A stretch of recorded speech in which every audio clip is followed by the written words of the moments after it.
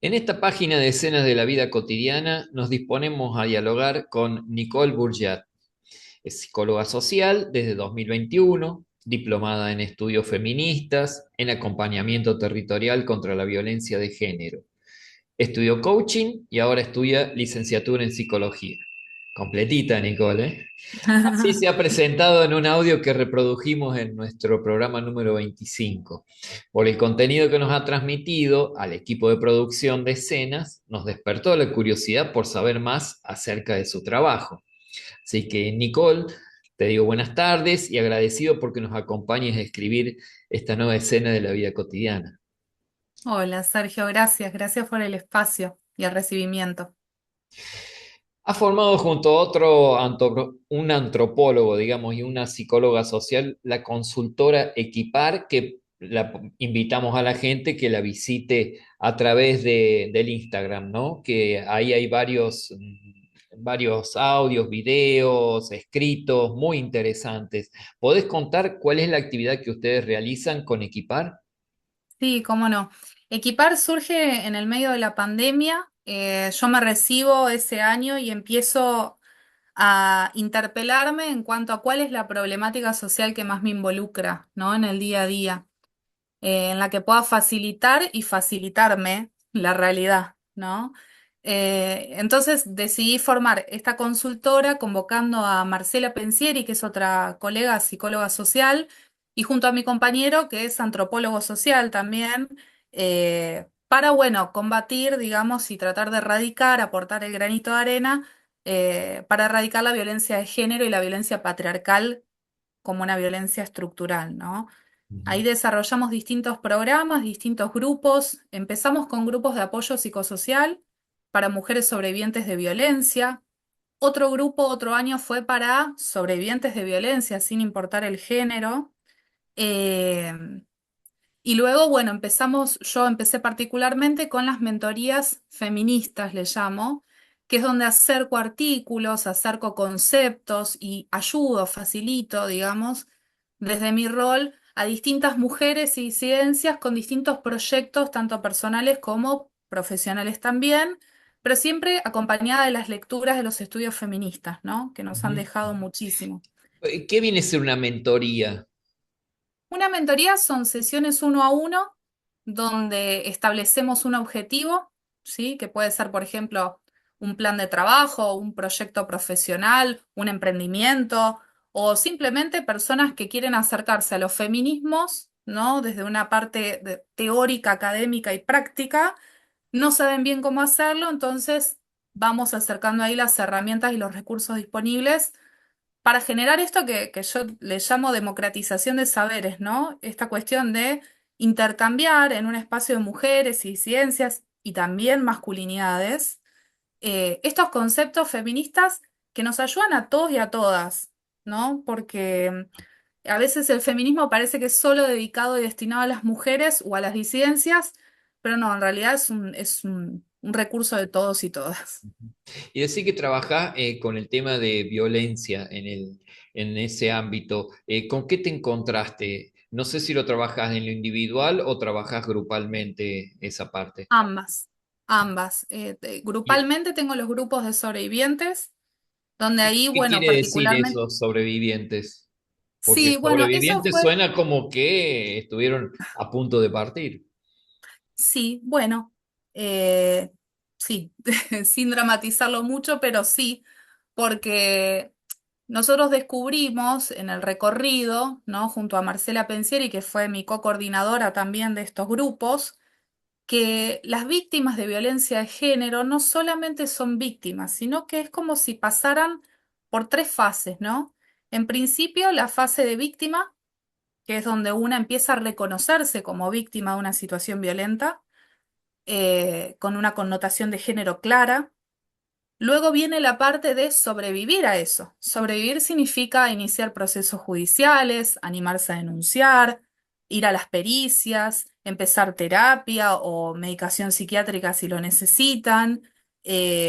Es un trabajo muy completo y arduo que hacen muchísimas mujeres y después de esa supervivencia a ese caos, ¿no? Que parece caótico porque la realidad es que Argentina ahora está luchando con bajo presupuesto, con una desmantelación de las líneas fundamentales de violencia de género, donde estos espacios se redujeron muchísimo para muchas mujeres.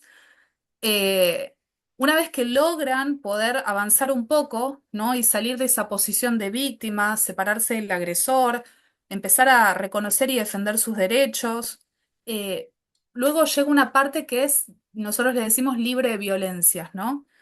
Que por supuesto nadie está exento de violencias y esto es un trabajo hasta el último día en la tierra, pero sí se puede decir que podemos llegar a tener una conciencia mayor en las violencias de los otros y las violencias propias que reproducimos inconscientemente, quizás. Ujú, ujú. En un audio que reprodujimos hace unas semanas, vos nos hablaste del binarismo en las miradas, de la reproducción de la sociedad patriarcal, inclusive tuviste una conceptualización muy particular sobre feminismo. ¿Podés comentarnos cuál es el análisis de esos conceptos? Sí, claro. Cuando hablamos de binarismo, por lo general estamos hablando de esta mirada dicotómica, ¿no? Donde hay algo bueno y malo, donde hay un femenino, un masculino, donde pareciera que los grises y las interseccionalidades, como nosotros le llamamos desde los feminismos, no existiesen, ¿no?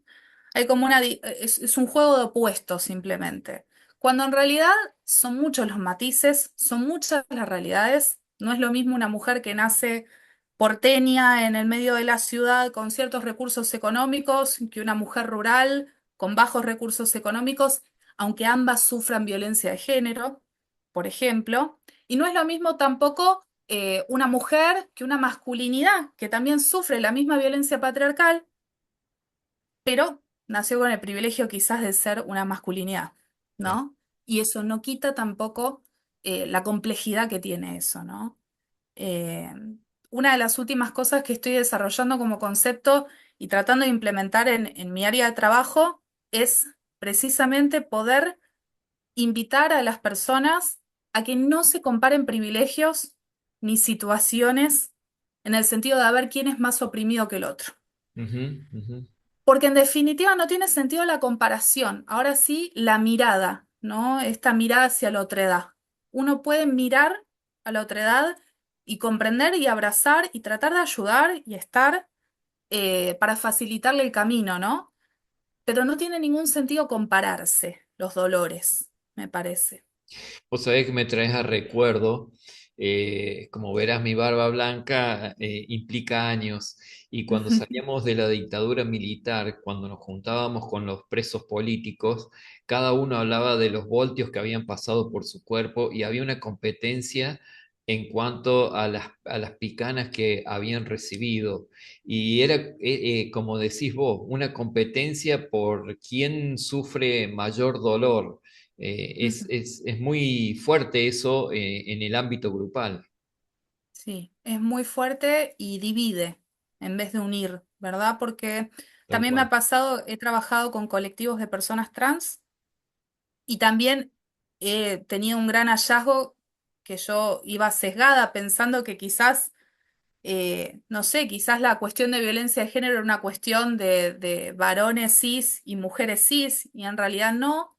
En realidad, también dentro de los colectivos trans se disputa quién es más trans que el otro o quién sufrió más que el otro, o no es lo mismo una mujer trans que un varón trans en Ujú. cuanto a las desigualdades de los caminos y los desafíos, ¿no? Claro. De hecho, hay algo que es muy polémico eh, y todavía no lo tengo muy claro, sinceramente, pero me animo a compartirlo como para reflexionarlo, es esto de que muchas veces quienes llegan al poder, si uno observa, son mujeres trans y no varones trans, Ujú. ¿no? Los varones trans yo no los veo mucho en los lugares de poder, en las listas de diputados o en algún panel periodístico de algún canal de televisión, no veo mucho. Y también me lleva a reflexionar por qué, ¿no? No tengo Claro, una respuesta. claro. Claro, tal cual, tal cual. Bueno, hemos tenido muchos ejemplos acá en lo que decís vos, en la parte de espectáculos y demás, Ujú, ujú. que trascienden a través de la televisión, o trascendieron y siguen trascendiendo, y son varones trans directamente. Y Sí. en los posteos vos haces mucho énfasis en la mirar al otro, en esa otredad. ¿Por qué haces tanto énfasis en la otredad? Porque creo que es la única manera de vivir y de convivir, Ujú, ¿no?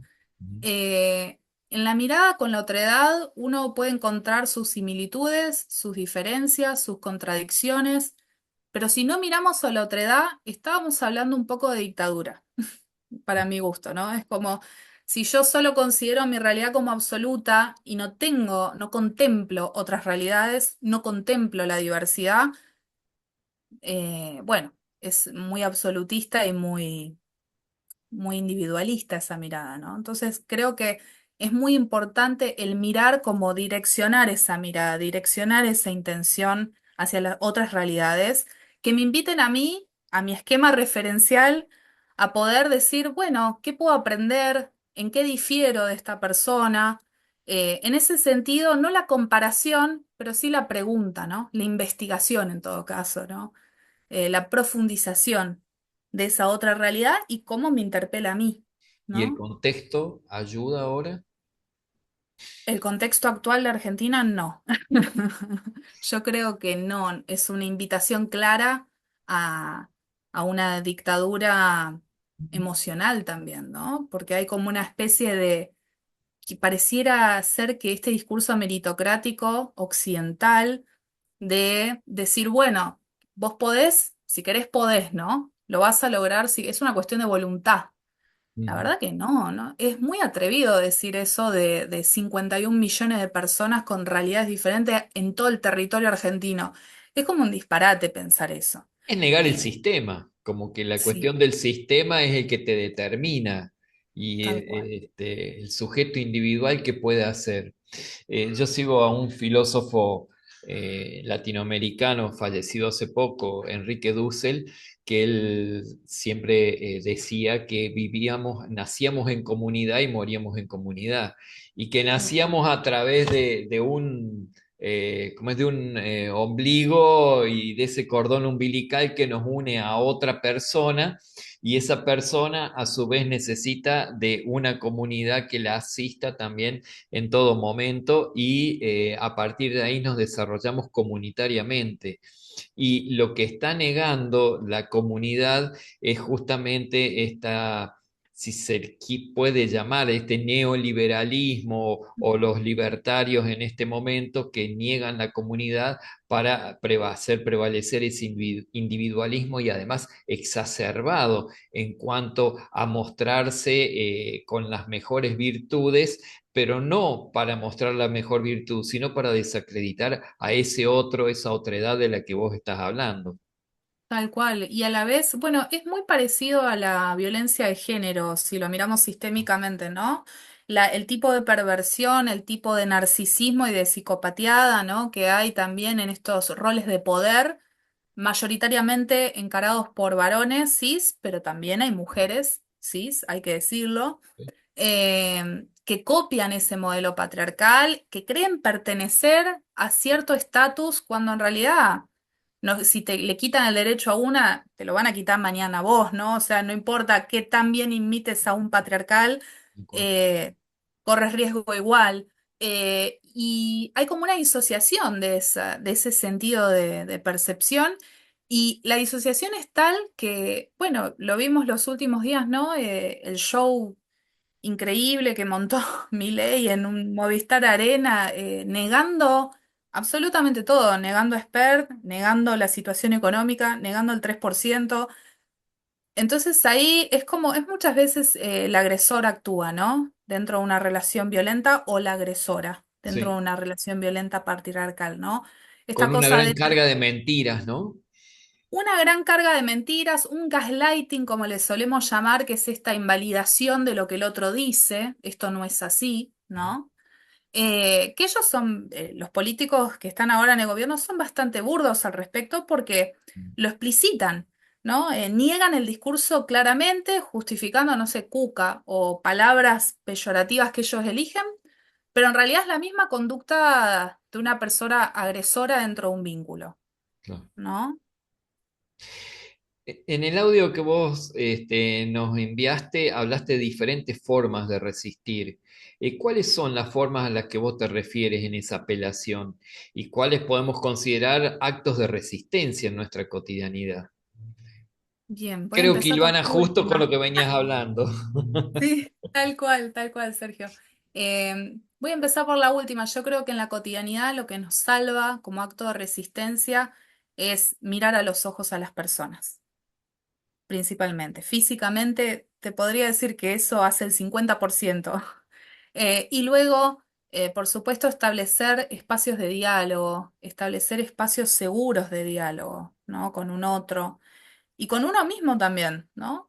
No pensar que uno mismo tiene resuelto todo el tema de la violencia. Al contrario, nosotros estamos consumiendo pasivamente violencia Claro. del gobierno, del sistema, de la crisis mundial que hay. Todo el tiempo, por el noticiero, por las redes sociales, estamos consumiendo violencia. Entonces, tenemos que saber que el cuerpo mismo y las acciones mismas van a... eh, va a salir la violencia por los poros, ¿no? Entonces es una revisión constante, diría yo, como acto de resistencia, tratar de entender en qué estoy agrediendo yo hoy a mi ecosistema social, en qué estoy beneficiando o no a mi salud mental, que va a estar ligada a la salud mental de un tejido social, ¿no? Tener la responsabilidad de cómo me alimento, ¿no? De todo lo que está sucediendo psicoemocionalmente, cómo me alimento y qué es lo que hago para compostar lo que sea que saque y Mm. resignificarlo, regenerar ahí. Y no seguir reproduciendo un sistema violento. Sí, y esto es para siempre, o sea, no hay una receta y no hay una fórmula exacta.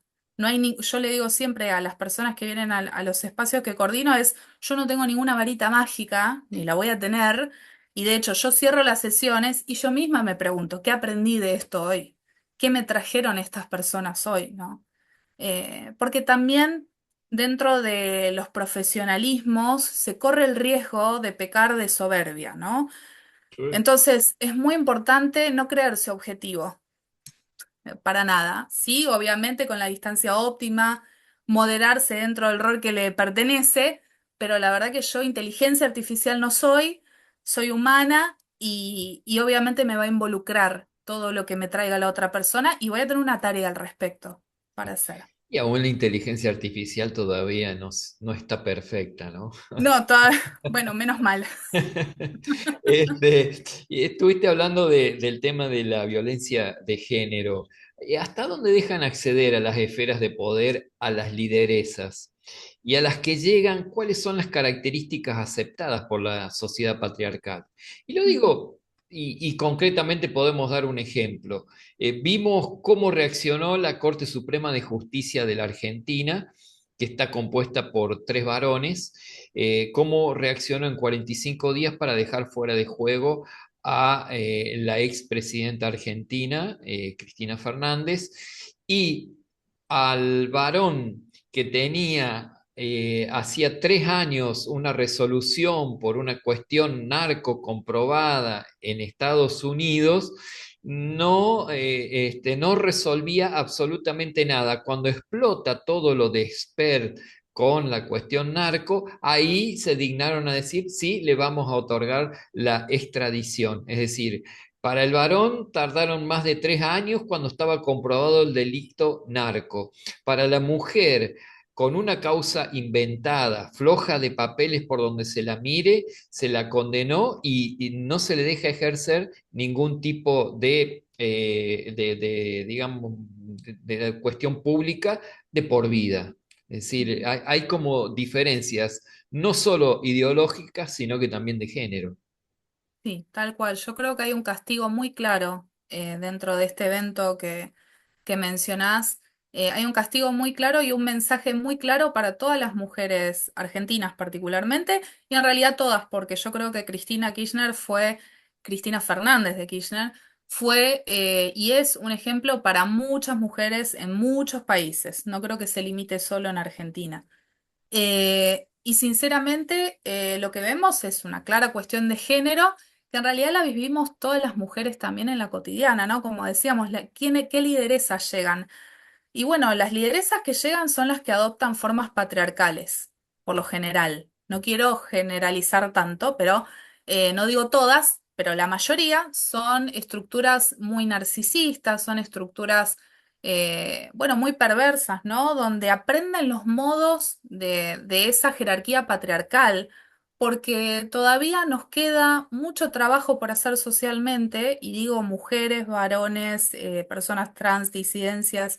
Nos queda mucho trabajo comunitariamente para empezar a dibujar una nueva forma, ¿no? Una nueva forma horizontal de jerarquía o una nueva forma de compartir, intercambiar, delegar, de establecer el poder o no, de apropiarse del poder. Nos falta apropiarnos del concepto poder. Yo creo que el poder viene de hace muchos años por una estructura patriarcal fijada, donde ciertos modos se permiten y otros no. Y si alguna mujer se anima, como a lo largo de toda la historia, se anima a transgredir esas normas y ese formato, y bueno, o va a ser prendida en la hoguera o va a ser eh, Guillotinada. guillotinada o la van a encerrar, ¿no? Eh, entonces creo que tenemos pendiente por las nuevas generaciones también, digo, ¿qué le estamos enseñando a las niñas? Yo tengo dos hijas Ujú. y, y lo pienso muchísimo. Eh, ¿Cuáles son los modos permitidos por la sociedad? ¿Cómo manifiestan ellas? ¿Cómo se apropian de su espacio, de su territorio cuerpo, de su territorio tierra siendo mujeres? Claro. ¿Cómo se socializa esa nueva forma, ¿no? Y creo que es una tarea pendiente de todas, todes y todos. ¿Y cuál es la defensa que tienen que ejercer, ¿no? Porque Bueno, nacés para defenderte prácticamente en esta ujú, sociedad patriarcal. sí. Y en otro posteo vos, también reciente, ahí en Instagram, apelás a que nos hagamos preguntas. ¿Y cuáles son las preguntas que vos invitás a que se hagan las personas en las relaciones vinculares? Bien, en principio me parece que una de las preguntas puede ser, ¿la otra persona es igual a mí? Y automáticamente la respuesta va a ser no. Entonces, desde ese no, empezar a tratar de indagar y profundizar en cuáles son esas diferencias, cuál es la posición diferente, ¿no? ¿Por qué esa persona percibe, o ni siquiera por qué, sino es cómo está percibiendo la realidad esa persona? ¿No? Ni siquiera justificarlo, es cómo está. Y en esa aclaración de cómo está, cómo yo creo que está percibiendo la realidad, poder dialogar y tender puentes desde mi propia percepción, ¿no? Eh, Creo que es muy importante para establecer vínculos sanos y también ser conscientes, como decía antes, de qué violencia yo reproduzco inconscientemente, ¿no? Porque a veces cuesta mucho entender que todos reproducimos violencias. Cuesta mucho, inclusive para las víctimas de violencia de género. Hay una instancia dentro de los grupos donde se trabaja mucho en, bueno, ¿cómo estoy reproduciendo yo? Que uno como psicólogo social lo ve, ¿no? En la coordinación de cómo se establecen y cómo se reproducen grupalmente esas violencias, pero a veces ellas mismas no lo ven. Ujú. Entonces, ¿cómo facilitamos esa introspección, ¿no? Entonces creo que es un trabajo de todos los días poder decir qué estoy haciendo yo, cómo me estoy portando frente a esto, o por qué me porté de tal manera. ¿Tengo que pedir disculpas por algo? ¿No? ¿O puedo mejorar haciendo tal otra cosa y hacer sentir bien a la otra persona y sentirme bien yo, por ende? Claro. Eh, Creo que ¿Y, va cu- por y, ahí. y cómo apelo a quien tengo enfrente de mí en ese sentido? Bueno, Yo en me el hago esas mundo. preguntas, que vos Sí. invitaste a que yo me haga esas preguntas, perfecto, yo me hago la pregunta. Y por ahí tengo personas enfrente de mí que tengo que invitar a hacer esas preguntas. Ujú, ujú. Bueno, yo un recurso que uso mucho cuando me encuentro con personas que tienen otras formas a las mías y son muy claras esas formas, ¿no? A Bueno, eso políticamente, apunté, justo. claro, para personas que tienen otra percepción del mundo, Sí.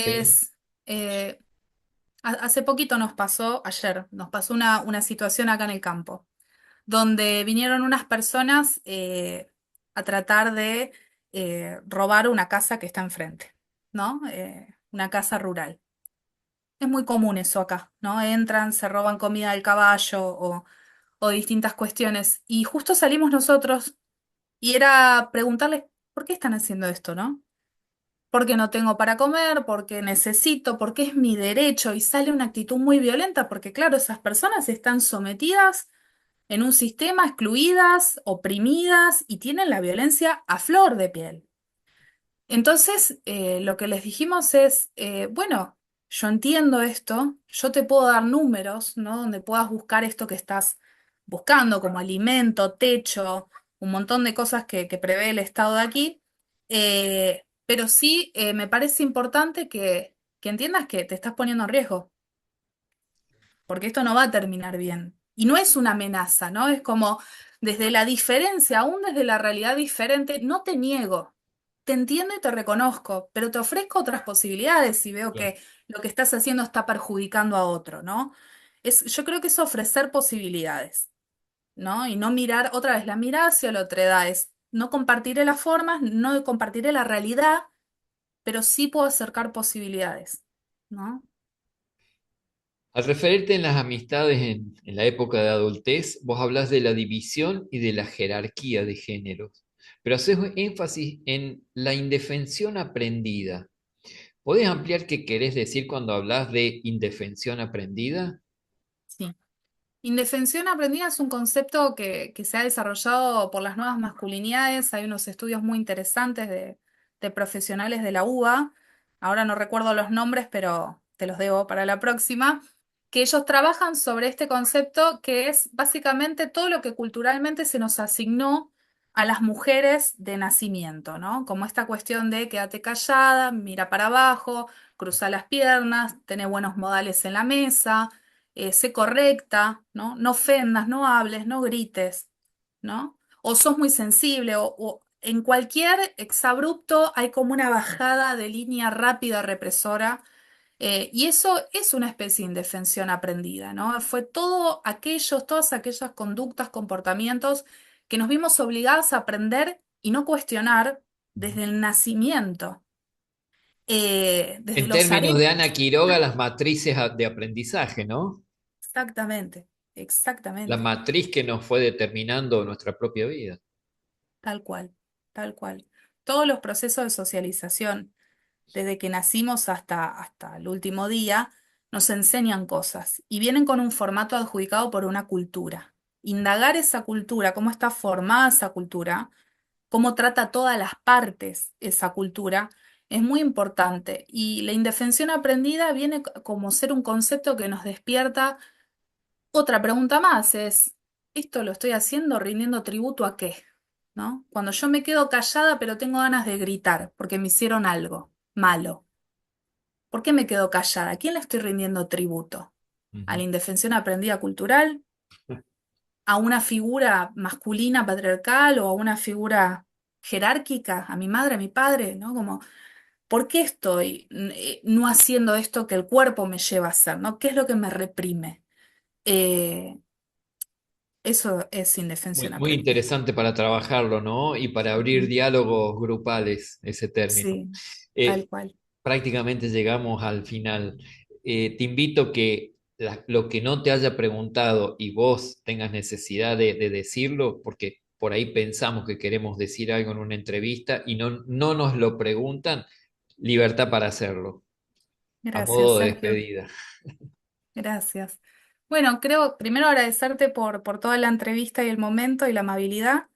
Y luego compartir esto último que es, creo que en el proceso de cuestionarnos tanto y de tratar de ser mejores personas día a día, hay un concepto que es fundamental para que esto funcione bien, que es como la nafta, ¿no? Es como el combustible, que es cuánta energía tengo, cuánta energía requiere tal acción o tal espacio o tal persona?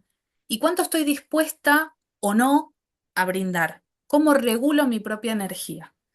Y esto lo digo en todo sentido porque también estamos viviendo un momento como argentinos muy difícil, donde la angustia está a flor de piel, donde la crisis de salud mental está a flor de piel, donde la violencia está más habilitada que nunca, ¿no? Y se ha desmantelado muchísimos recursos que eran vitales para Ujú. muchas personas. eh, Poder ser conscientes de la energía que tenemos, no perder eso. Por más que oprima mucho, por más que duela, por más que sea difícil, no perder ni la esperanza, ni la mirada por el otro, ni la regulación de la propia energía, dentro de lo posible. Bueno, con esa otredad y con esa energía te agradezco muchísimo que hayamos escrito esta página de la escena en la vida cotidiana. Gracias, Sergio.